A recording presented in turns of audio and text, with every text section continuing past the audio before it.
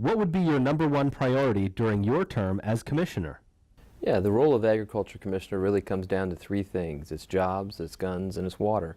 It is in charge of not only the agriculture you might think of every day, but it's really every job that causes somebody to have to wash their hands and work outside. So surveyors, security guards, auto repair, amusement parks, really a diverse portfolio, and it requires a commissioner that understands how to work with businesses and make sure they can be successful, not punishing them when something goes wrong, but figure out how to make it right and get to a yes together.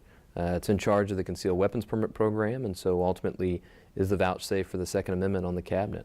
But most especially water policy, and you look at a state that's going to continue to grow by another 10 million people on the horizon, and making sure we get that policy right so that urban, rural, and natural Florida aren't fighting with each other, but instead working together to continue to make Florida the #1 place in the country for job creation and growth.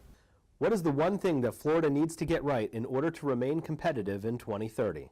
Well, I think exactly what I highlighted when it comes to water. You look at a place like California that's gotten it wrong, where the farming sector is on the losing end as the water is allocated to overwhelmingly the urban sector and to the environment.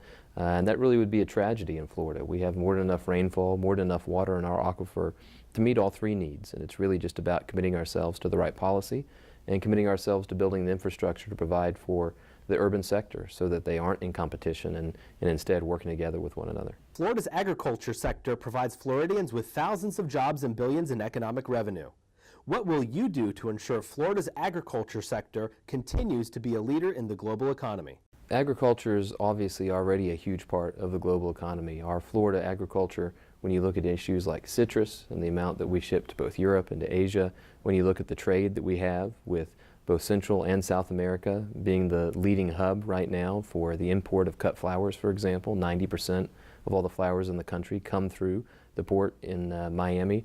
We really are in a lead position, and that's only going to grow. The opportunities we have with our port infrastructure, with the relationships we're building around the world, I think the department has to be a leader, working with the governor's office to reach out to the countries around the world and really negotiate with them to make sure we have the opportunities for those markets so that our producers have the chance to sell not only domestically but also all around the world and reap the benefits of that.